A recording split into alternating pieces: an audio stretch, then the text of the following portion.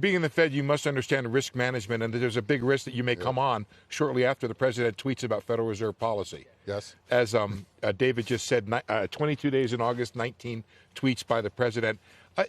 Tell me how you look at this differential between German yields and U.S. yields. Is it a competition? No, I don't think it's a competition, number one. Two, it's a different economy. I mean, the U.S., obviously, exports and imports are important to us, but Germany even much more so. So I don't think they're apples-to-apples comparisons. Do we need to set our interest rates relative to European or Japanese or anybody else's rates? No. We need to do what's appropriate for the U.S. economy, taking into account that there are effects, global effects on the U.S. economy, but ultimately the decision is what's best for the U.S. economy. Is there a case to be made that by reducing their interest rates, they reduce their currency and they get an advantage in trade? That, in theory, is true, but if you look at the last cut we took, a 25 basis point cut, the dollar moved in a different direction, right? So right now, the U.S. Treasuries and the dollar are safe assets. And the world is looking, in a world of volatility, they're looking for safe assets. So when you take and you start to set where to put interest rates, you don't say to yourself, well, I can't go higher and I probably should go lower because of the differential between the U.S. and Europe? So you can't ignore what's happening in the rest of the world. And you don't want to be so far out of sync with the other major economies that it would cause problems. I don't think we're out of sync in a major way right now. But it's 200 basis points out of sync.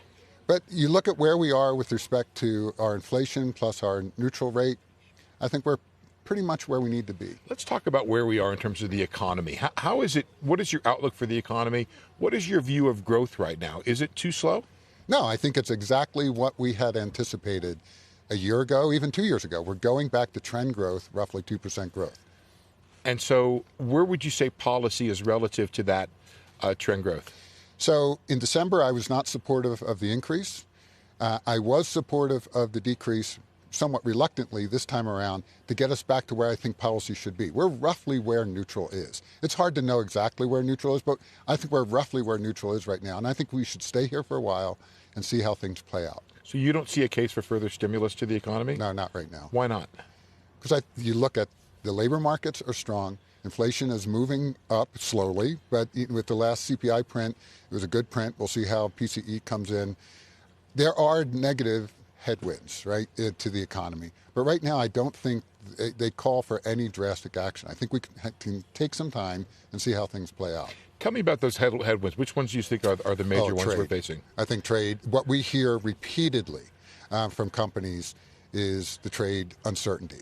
It is not the cost of capital. When you talk to business leaders, they are not saying, I'm not investing in plant and equipment because the cost of capital is too high. That has never factored into any conversation I've had. It's about the policy uncertainty. Could you give me one specific example of a conversation you've had where an executive has said, I am holding back on investment because of the trade uncertainty? Yeah, so one of our contacts was looking at the China situation, saying I may need to move my supply chain to other countries. One of those countries at the time he was considering was Mexico. And then, of course, because Mexico's a NAFTA country, what could go wrong? Right. Well, then we're talking about putting tariffs on in Mexico. And so you think about that individual and their board, how can they make a decision in this environment? Let's talk about the yield curve itself, which has been flat, negative for a bit. What kind of signal do you get from the yield curve? So I think it is a signal, an important signal, but it's one of many. Again, you have to look at the labor markets, very strong.